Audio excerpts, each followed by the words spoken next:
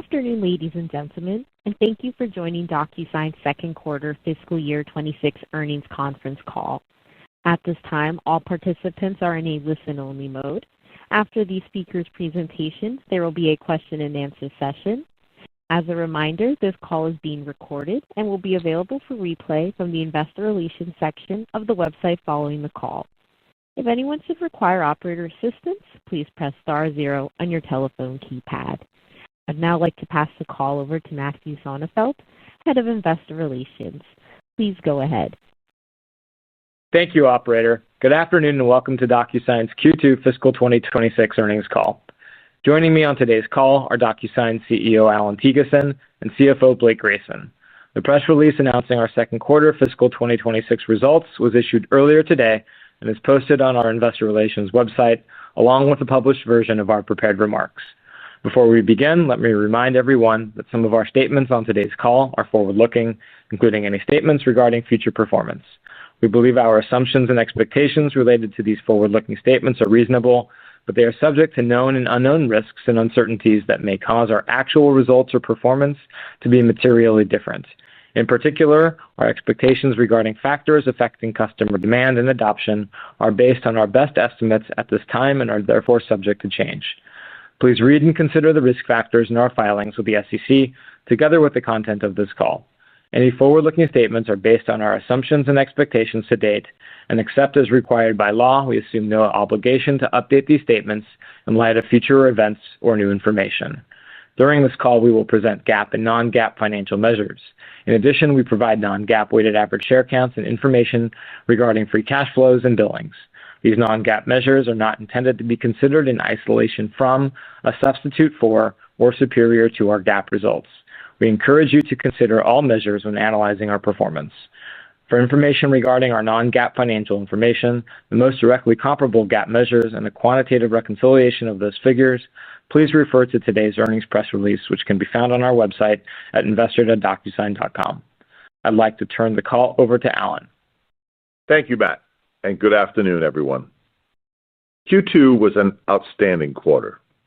Platform innovation launches and the long-term focused go-to-market changes introduced in Q1 drove strong performance in commercial and enterprise customer segments across eSignature, CLM, and our AI-native DocuSign Intelligent Agreement Management platform.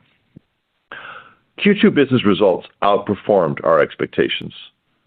Revenue was $801 million, up 9% year-over-year, and billings were $818 million, up 13% year-over-year. Q2 top-line performance accelerated and represented one of our strongest growth quarters over the past 2 years, with improved fundamentals across eSignature and CLM customers and growing contribution from IAM demand. Beyond an individual quarter, we're excited to see billings begin to accelerate on a full-year basis, and more so when we adjust for early renewals. Profitability benefited from top-line strength combined with our ongoing commitment to driving efficiency. Non-GAAP operating margins were 30% as we continue to maintain strong profitability. Free cash flow margins improved modestly year-over-year to 27%, which supported significant share repurchases with $200 million buybacks this quarter. As we make progress towards our goal to realize long-term profitable double-digit growth, we continue to execute effectively on our 3 strategic pillars: strengthening our routes to market, accelerating innovation, and improving operational efficiency. Let's start with our omnichannel go-to-market this quarter.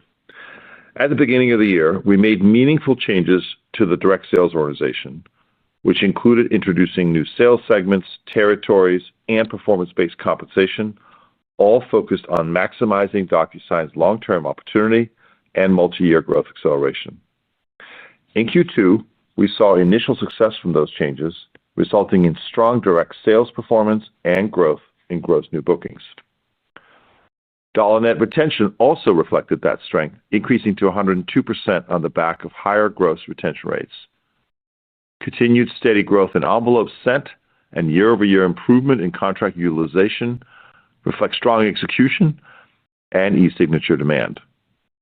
International growth continued to outpace domestic, and digital revenue continued to grow faster than the overall business. In Q1, we relaunched our partner program to align partners with our IAM strategy and build solutions with IAM that deliver value to customers. Our largest deal in Q2 was transacted through the Microsoft Azure Marketplace. Also, a new partnership with the U.S. Federal Government's General Services Administration creates an opportunity to expand our existing e-signature sales to federal agencies, with IAM to follow. Specific to IAM, the go-to-market changes are focused on realizing the massive multi-year opportunity ahead. In Q2, customers moving to the IAM platform represented a greater share of direct deal volume and total gross bookings than in Q1. We're also finding that when customers move to IAM, they increase their e-signature usage. Commercial SMB customers continued their strong pace of investment into IAM, with companies like Kindsight, Simplify, and JustPoint, a VC-backed legal AI company, using IAM to speed up sales cycles and gain a deeper understanding of their agreements. We remain on track for IAM customers to represent a low double-digit percentage of our book at year-end. In Q2, we also saw encouraging demand for IAM from enterprise customers. While still early days, more than 50% of our enterprise account reps closed at least one IAM deal during the quarter.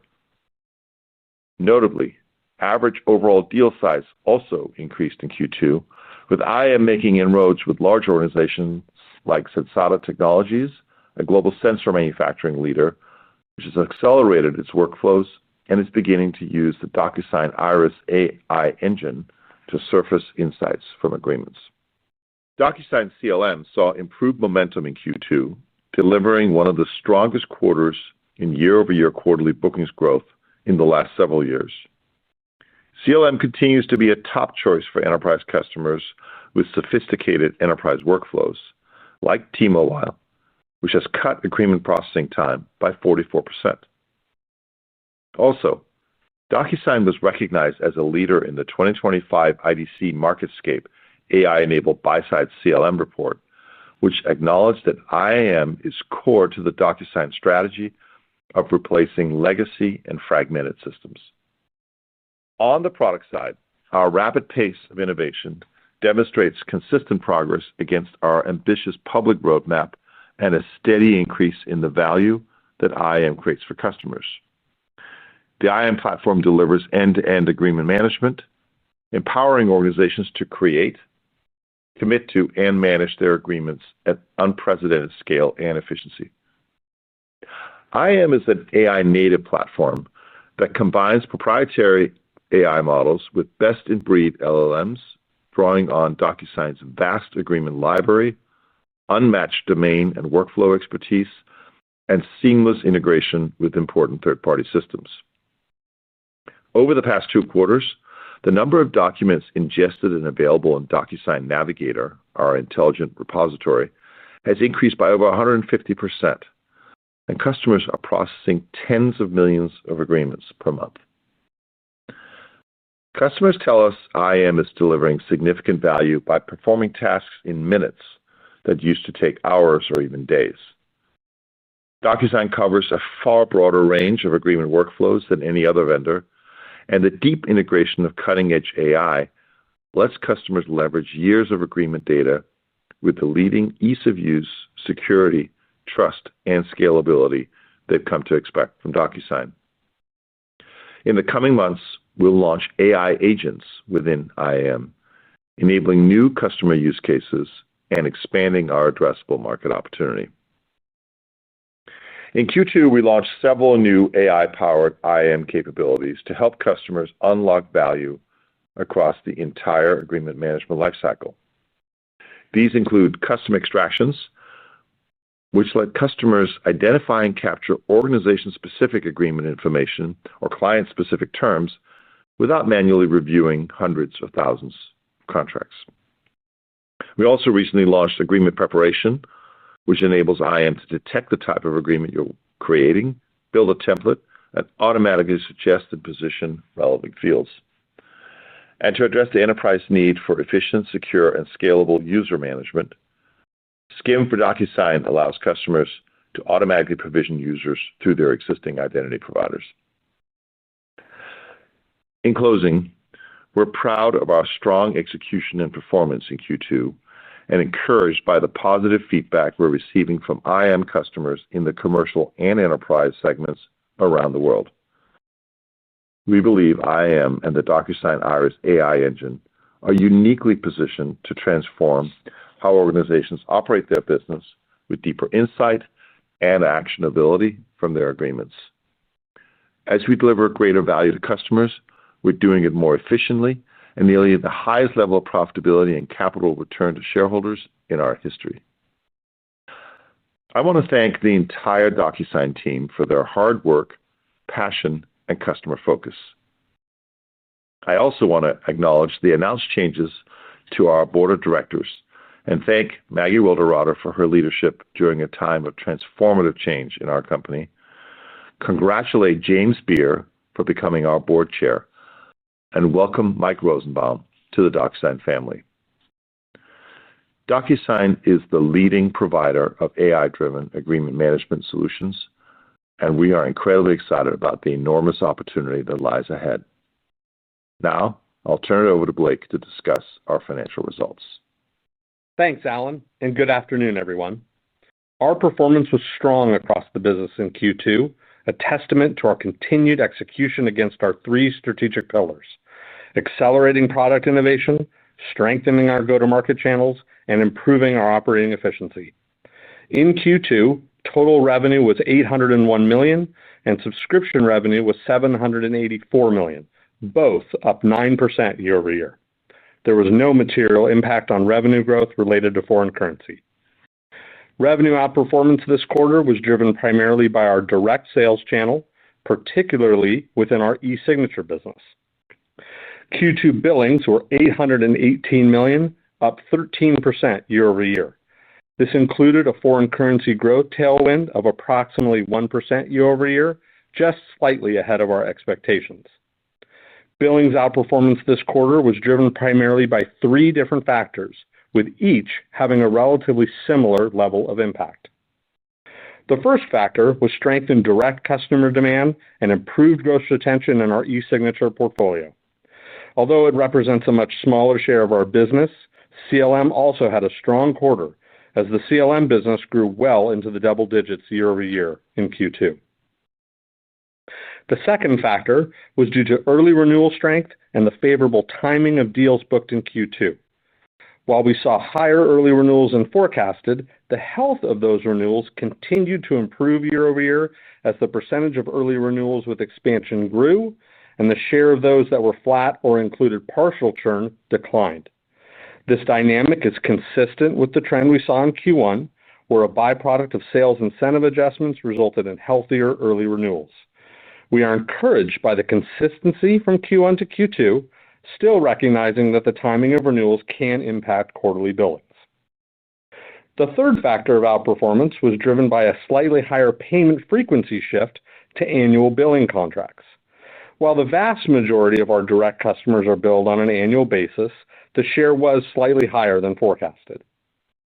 When removing the impact from timing relative to our forecast, billings growth during the quarter was approximately 10% year over year.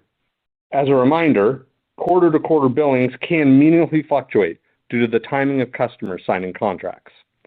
As a result, we are actively evaluating potential updates to our future top-line reporting, including replacing billings with an alternative measure. We plan to provide more details during our third quarter earnings call in December. Dollar net retention rate rose to 102% in Q2 from 101% in Q1 and increased year over year from 99% in Q2 of fiscal 2025. We are pleased to see the modest improvement in DNR, which continues to be mostly driven by better gross retention. Usage trends also continue to show improvement. Consumption, a measure of envelope utilization, improved across all customer segments and nearly every major vertical in Q2, and the volume of envelopes sent in Q2 increased year over year at a rate consistent with prior quarters. IAM sales maintained strong momentum this quarter, which slightly outpaced our expectations as we continue to scale the platform.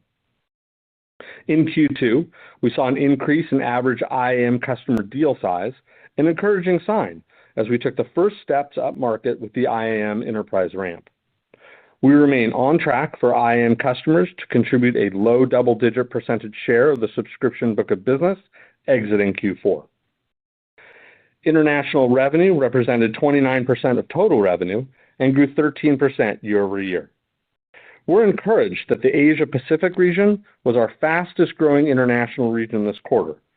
Alan, Paula, and the team just held momentum events in that region in August, and we're pleased to see the growth there. Digital revenue continued to deliver results with growth outpacing the overall business. In Q2, total customers grew 9% year-over-year, ending the quarter above 1.7 million. Large customers spending over $300,000 annually increased by 7% year-over-year to 1,137 in Q2. Turning to the financials, our focus on operating efficiency continued to yield strong results this quarter. Non-GAAP gross margin for Q2 was 82.0%, relatively in line with the prior year, as higher revenue mostly offset the impact of cloud migration costs. We delivered record-high non-GAAP operating income in Q2 at $239 million, with outperformance versus our expectations attributable mostly to top-line strength. Operating margin was 29.8%, down 240 basis points versus last year. As a reminder, we expected Q2 to have the most challenging year-over-year operating margin comparison of any quarter in fiscal 2026 due to several factors, including the timing and impact of our compensation programs, specifically the shift to cash from equity for some employees. As you may also recall, Q2 fiscal 2025 also had a one-time operating margin benefit of approximately 150 basis points associated with insurance reimbursements and the release of a litigation reserve. Our cloud computing migration also continues to provide a year-over-year headwind to margins. We ended Q2 with 6,907 employees, up slightly versus 6,838 at fiscal 2025 year-end.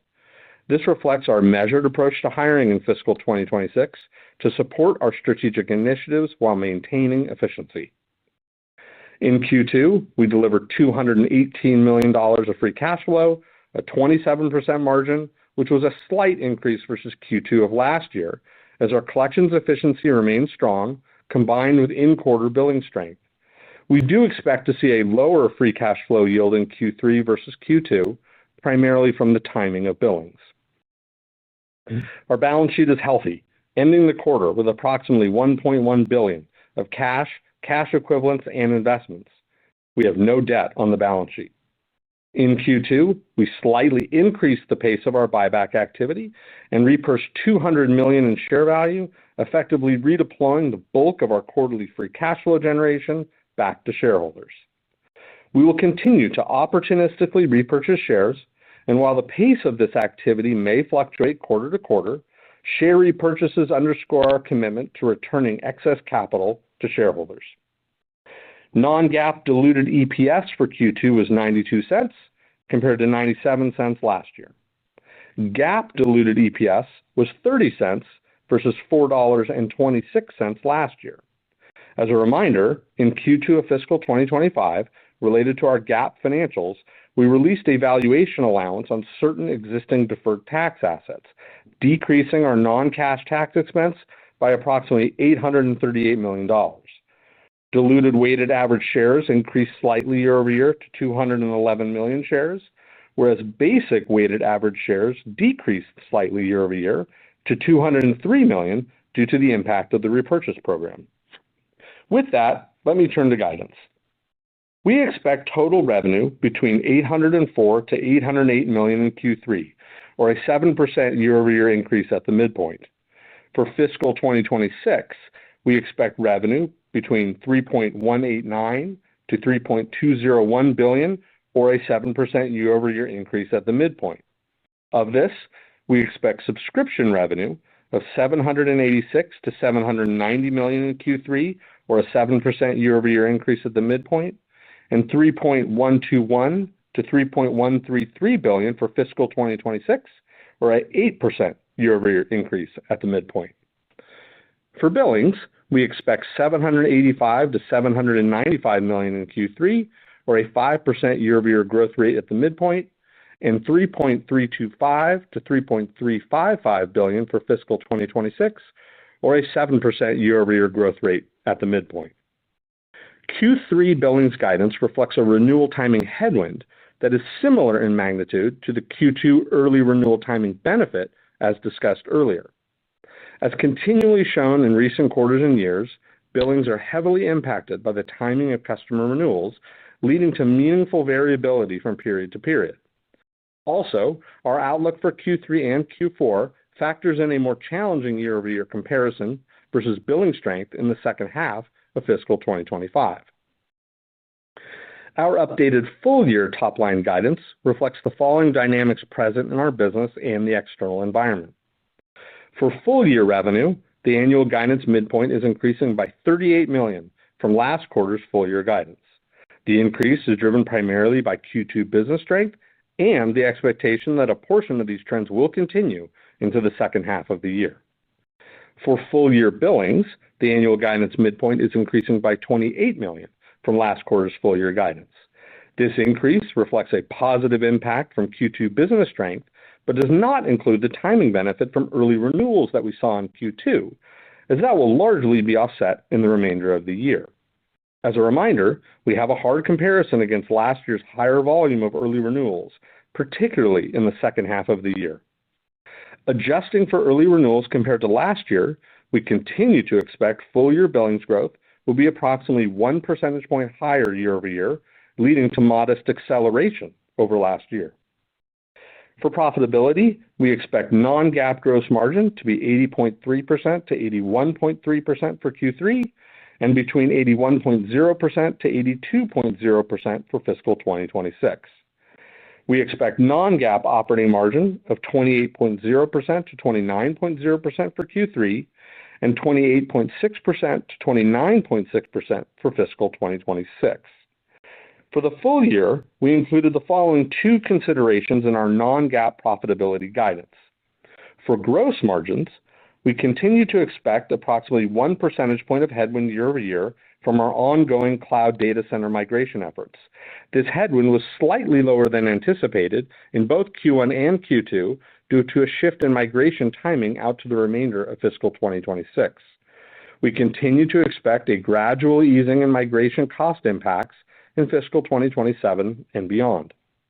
For operating margins, we continue to expect an approximate 1.5 percentage point operating margin headwind due to the combined impact of cloud migration, the shift of some roles to cash compensation from equity, and the comp against one-time professional fee savings last year in Q2 of 2025.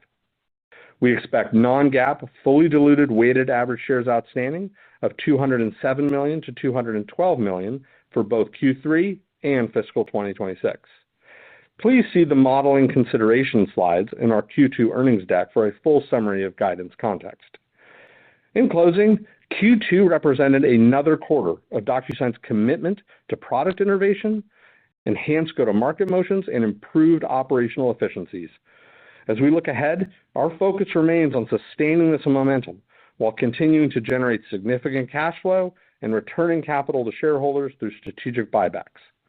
That concludes our prepared remarks. With that, operator, let's open up the call for questions.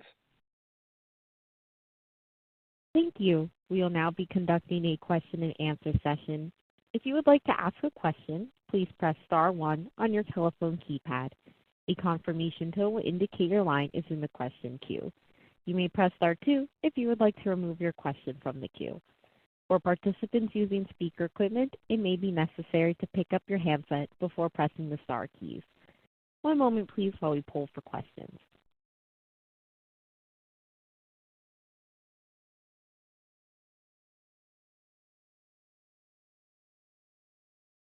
Thank you. Our first question comes from the line of Robert Owens with Piper Sandler. Please proceed. Great. Good afternoon, and thanks for taking my question. While the early success in IAM is compelling, I actually want to drill down into improved fundamentals across your core e-signature. And you spoke to improvement in consumption, growing volumes, and really what's underpinning this? Is it economic? Is it evolutionary? Higher utilization driven by attach of IAM? Thanks. Yeah, I'll take a stab at this and Alan can jump in. Thanks for the question. This is a trend we've been seeing pretty consistently over the past year. So, especially in Q2, we saw certain verticals, just to highlight a couple, financial services, healthcare, business services, all growing, super well for us on a year-over-year basis. People ask about real estate. That's growing a little bit slower than the average, but still growing at a positive rate year-over-year. It's anecdotal, of course, but it's all dependent on how our customers' businesses are, working, whether or not they're adding use cases, because we're seeing that in some existing customers also, and then just also macro effects for them as well. But it's not, I just want to make sure the consumption and the envelope send trends really are things that we've seen pretty consistently over the last 12 months, and we highlight them, I think, pretty consistently as well. And so I'm just, excited to see that. Yeah. Overall, I don't think we're seeing any significant evidence of macro weakness in our numbers or in the contract volumes or utilization numbers. All right. Thanks for the color.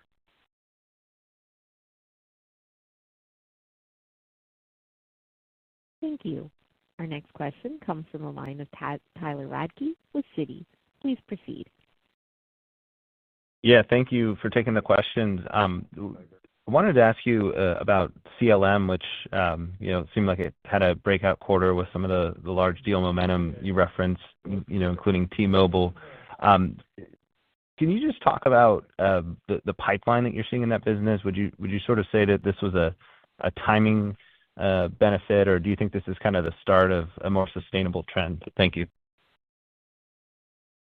Yeah, look, I think we think that the overall trend of the market is positive. I don't know that I wouldn't overinterpret the second quarter as the breakout for the category or for us. I think it was a very strong quarter, and we closed some very large deals, really exciting and great to see, but a little too early to call a broader category trend, but they're definitely encouraging.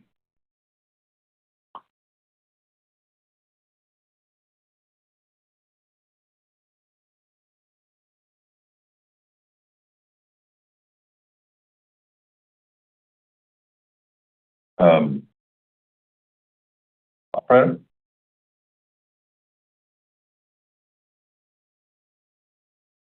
Thank you.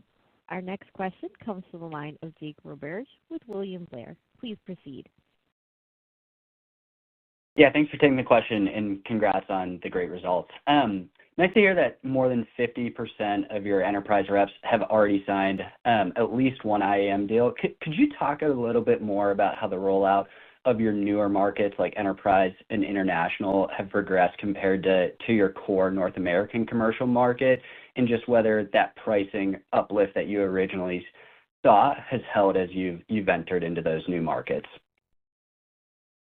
Yeah, there was a lot there. Let me try to unpack that. First, just as a reminder for everyone, we launched initially to commercial customers in North America, and then we've rolled it out globally. And our first enterprise release was in December, and we've since released multiple features aimed specifically at enterprise customers.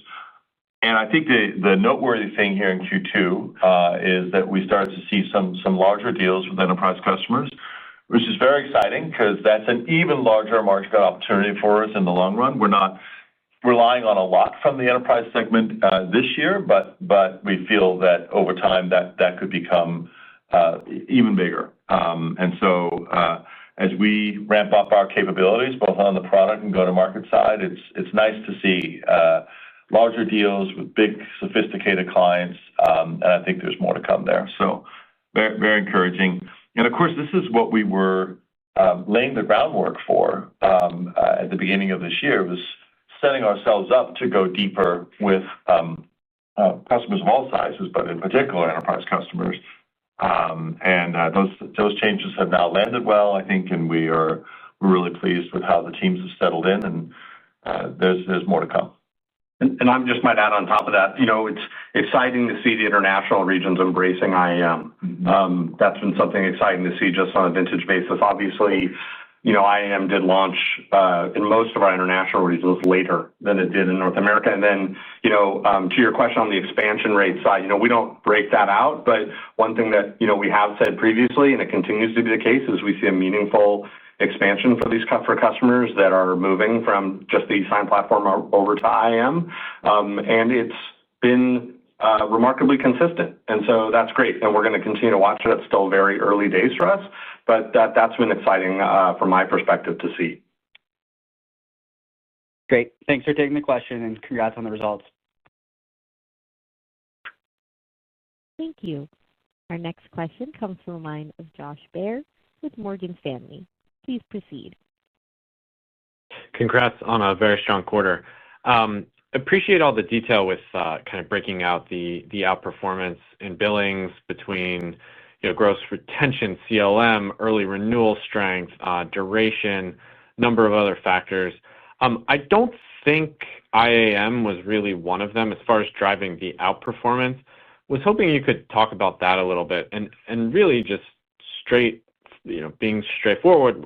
What are the economics when a customer adopts IAM? Is it accretive to growth and by how much? Sure. The biggest drivers of the billings outperformance, as mentioned in the prepared remarks, stronger bookings, primarily in our e-signature business, right? It's obviously the vast majority still of what DocuSign has in its portfolio, but also, then timing and then also billings payment frequency. With regards to IAM, it did slightly outperform our expectations, but it's still very early days for us in that area, in that platform. And so what led to the beat versus our guidance was predominantly that e-signature base. With regards to expansion, we don't break it out. It's still super early for us. We have to see how this goes, especially as we move up market. But it's very clear, and we said this before, we see a meaningful expansion for customers when they move from an e-signature only situation to an IAM. There's just so much more value that we're providing to a customer. And, it's early days, but frankly, customers are seeing that extra value and they're being willing to share in that with us. And so we're really excited about that, but no other detail besides. Yeah, if I could just add a couple comments. I mean, first of all, IAM is a critical factor in our year-on-year growth. And an even more important factor in the growth acceleration that I think we and you are all excited to begin to see and are projecting for the future. We're kind of right where we want to be with IAM for this year. We reiterated our guidance that we expect IAM to be a low double-digit percentage of our overall book, which is pretty impressive for a new platform. And so, look, it's a critical part of our story, as Blake said. eSign is so large now that just on pure dollars, it's gonna dwarf everything else for a little while. But we can't get to where we want to go without growth acceleration from IAM as well. And so the fact that we had a strong and healthy eSign quarter coupled with continued growth in IAM, that's really the magic formula for the company. And I think that's what produced the strong results. Yeah, that's really helpful. I mean, you sound great, and there's a lot of, and this quarter was really strong. There's a lot to like. I mean, it would be super helpful if IAM is going to be double-digit percentage of bookings to just better understand the economics of, the uplift with moving over to IAM and what other, factors are changing in the contracts. Like that would really help to unlock that story, but something it sounds like we'll look forward to as you have a couple more quarters actually, selling to the enterprise and up market. But congrats again. Thank you. Thanks. Thank you. Our next question comes from the line of Kirk Materne with Evercore ISI. Please proceed. This is Bill on for Kirk, and thanks for taking my question. Can you dive into some of the drivers behind the improved gross retention, and is there more to go on that front in the second half of this year and into next? Sure. This is a trend we've seen, over the past at least 18 months for us. Like, if you look at our dollar net retention rates, we've been able to improve from, I think, about a low of 98% about 18 months ago in Q4 of 24 to the 102 that we just did for Q2. I would just say operational execution plays a huge part of this. We have folks at DocuSign now spending a much greater portion of time with regards to staying in front of these renewal opportunities, getting in front of them, many months in advance to be able to address any concerns that a customer might have, whether it's for potential expansion or issues that they're having. And so we've seen the fruits of that labor, I think, kind of pour into this business. And there's still a lot of opportunity left for us. I'm not going to make a forecast regarding for the next second half of the year, but for this business, we have opportunities both on improving our gross retention rates of our core portfolio and then also expansion, which is driven predominantly by IAM. And when we can get both of those things working together, that's where we really believe we have the ability to unlock the flywheel for us for the long term. Great. Thanks for taking my question. Thank you. Our next question comes from the line of Brad Sills with Bank of America. Please proceed. Oh, wonderful. Thank you so much. I wanted to ask about the federal, the partnership with the U.S. Federal General Services Administration. It seems like a big deal. Just curious what this means for your federal business, your federal pipeline, and what we should expect out of that segment of the business going forward. Yeah, no, we were really pleased to do that. In fact, I'll be in D.C. next week meeting with a number of folks across many different departments of the federal government, and it's great to see the engagement. And this contract is really sort of a facilitation, making it easier to buy for any federal department. We don't have, I would say our federal business is relatively modest today. While we're present in like all 15 cabinet level departments, so we're certainly used. Relative to our opportunity, there's just a lot of headroom. Interestingly, we do better and have historically had a bigger business in state and local, and that continues to do well. But we felt we had a big opportunity in federal. So I think the GSA was interested in partnering with us because we're a very natural partner for bringing more efficiency and customer service to the federal government, and we were of course excited about that opportunity.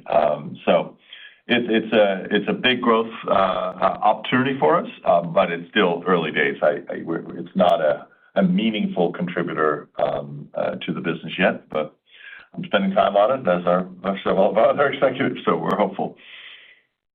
Excellent. Sounds exciting. Thanks, Alan. Yeah. Thank you. Our next question comes from the line of Austin Cole with Citizens. Please proceed. Great. Thanks for taking my question.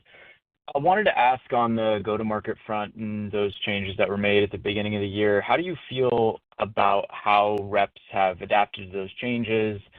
Are they kind of well-equipped and incentivized to sell IAM, or might there still be some changes to make down the road? Thanks. No, I feel really good about. Look, we made those changes to position us for the long term to accelerate our IAM business and just more generally be able to go deeper with customers. And I think the reps have responded really well. We put in a lot of enablement. We put in new incentive systems, new quotas, territories. It was a lot, but I'm very proud of how the team responded to that. And as you can see here in Q2, the direct sales team did a really nice job in Q2. So shout out to them. And yet it's just so early. We have so much headroom. I think in terms of, I'm not planning any meaningful changes this year and nothing of that magnitude in the foreseeable future. But it's great to see the bold changes that Paula led. So I just wanted to give a tip of the hat to her for having both conceived of all the changes, driven them, and landed them. So well done. Great. Thank you. Thank you. Our next question comes from the line of Mark Murphy with JP Morgan. Please proceed. Thank you very much. Alan, is there any way to approximate the kind of customer acceptance for opting in where they would have Iris AI scan their agreements and learn from them or index them? It's hard externally to understand if they just do that by default or not. And then, is it common enough that you can build up an agreement library that would, with enough intelligence that we can kind of move the risk scoring and the cycle times to a different level? Yeah. Actually, I think that's perhaps one of the strongest aspects of our story right now. So yes, we ask customers explicitly to opt in and consent to sharing their agreements, and that unlocks a lot of the AI features. And I mean, practically everybody's doing that. And we're approaching 100 million agreements ingested into Navigator and available for AI processing. And it's just such a diverse group. It's everything from sales agreements to procurement agreements to employment agreements and really every function in the company. I don't think there's anybody who comes close to that. And as you know, one of the key drivers of AI quality is data. And so we're in a great position to leverage that. And that's what allows us to do this right out of the box. One of the things that's maybe not as well understood is we often have your agreements already. So if you consent to this, we can make the AI features available instantly.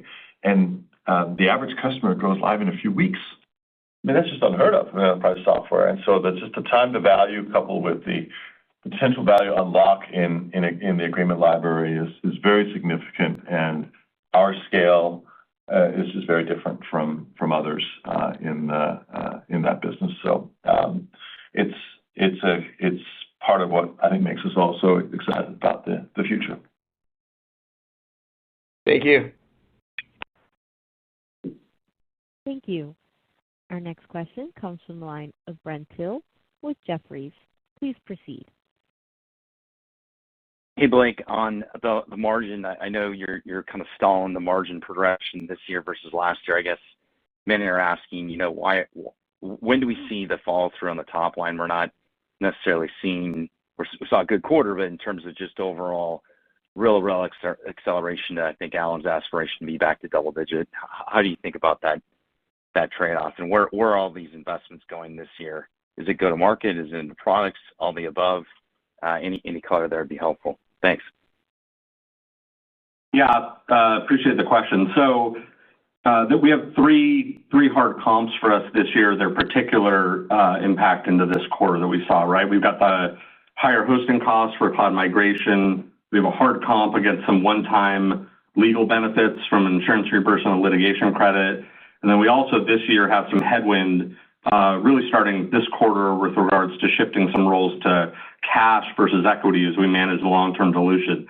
Those three components in the prepared remarks, you'll recall, provide about 150 basis points of pressure. Our full year guide now for operating margin reflects only about half of that pressure. So we've been able to offset a portion of that actually above and beyond what we had originally expected. So I'm excited about that. And so it's all about this balance right now of maintaining the gains that we worked really hard, to get. I think over the last 2 fiscal years, we've increased non-GAAP operating margins from around 20% to 30%.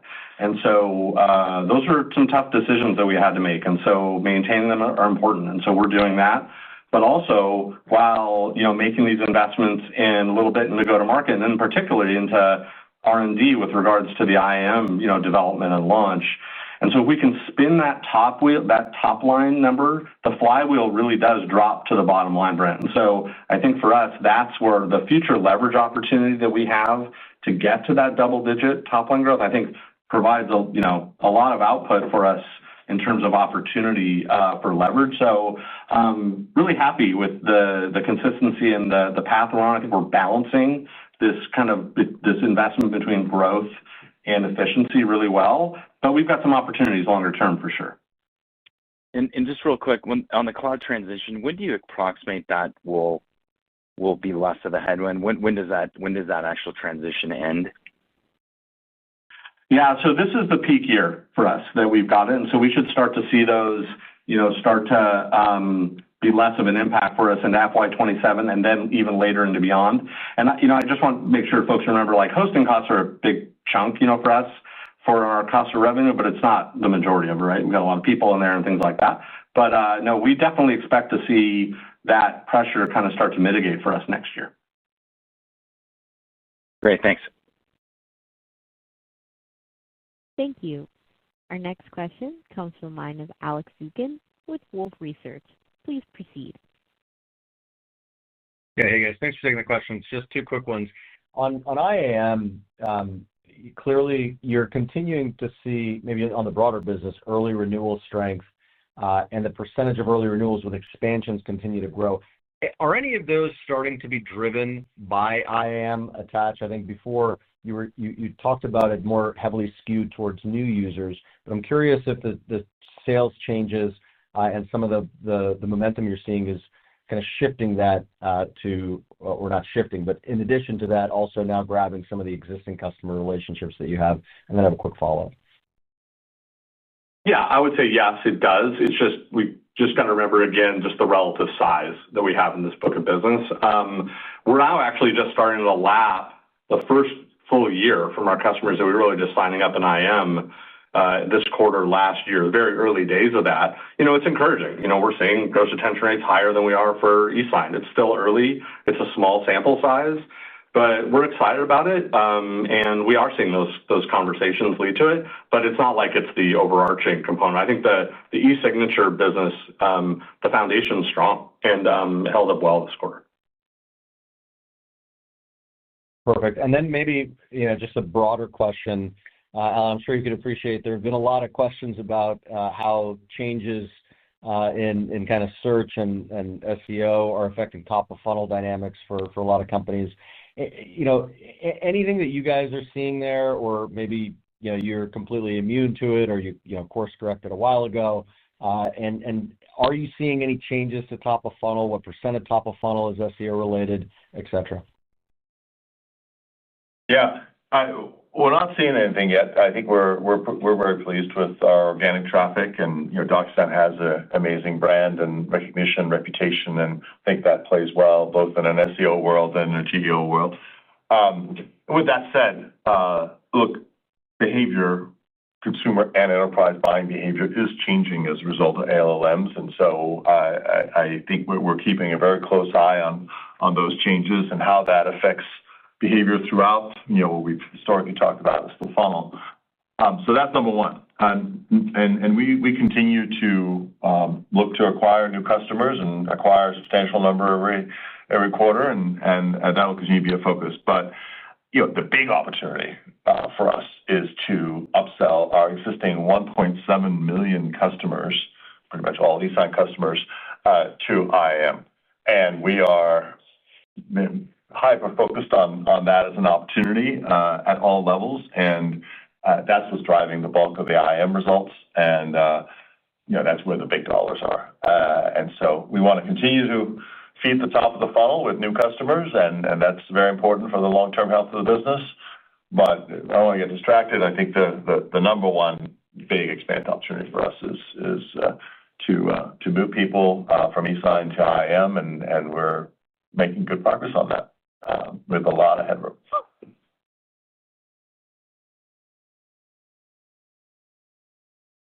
Thank you. Our last question comes from the line of Rishi Jaluria with RBC Capital Markets. Please proceed. Oh, wonderful. Thanks so much for squeezing me in. Nice to see continued strength in the business and broad-based momentum. I want to maybe drill and ask a little bit philosophically about IAM. Obviously, you've discussed all the use cases and the real unlock, especially with AI. Now, the question I want to ask is, we hear a lot of AI vendors talking about one of the use cases for LLMs and search and reasoning being, analyzing contracts, finding the right answers, being able to synthesize information from multiple contracts, et cetera. And almost feels like they're trying to tackle that same problem, in a different way. Maybe can you help us understand, even with others kind of looking into that use case, what gives you that kind of continued right to win, and where are investment opportunities that you can make to drive further differentiation versus those, so this doesn't become, more competitive or more commoditized? Thank you. Yeah, thanks for that question. Look, I think AI is a massive tailwind for DocuSign. And it's both a tailwind because of the overall sort of category enablement. We can do so many more things with contracts now. They used to be dumb flat files, and there wasn't much anybody could do with them. But to your point, that's a elevation of everyone's capability. But then it plays into our strengths. We have deep knowledge of agreement structure. We're embedded in agreement workflows.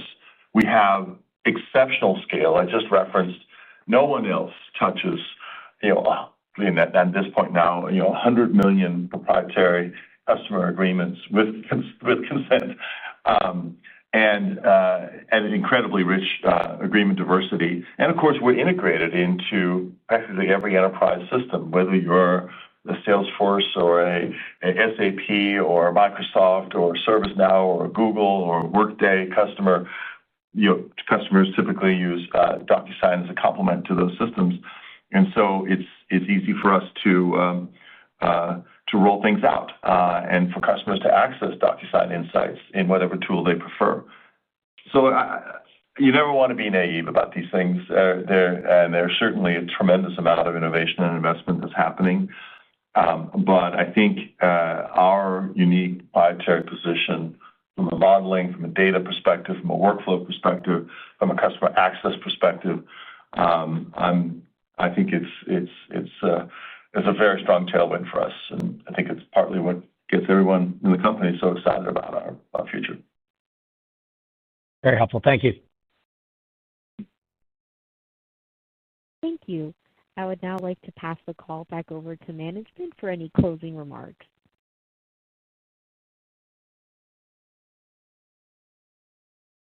Yes. Thank you, operator. And thank you to all who joined today's call. Closing, I want to thank the entire DocuSign team for their commitment to putting our customers first after delivering the powerful AI-native value through the IAM platform. And to our investors, we will continue to manage this business in order to realize its full potential over the long term. So thanks for sharing your time with us, and we look forward to speaking with you next quarter. That concludes today's teleconference. You may now disconnect your lines. Thank you for your participation.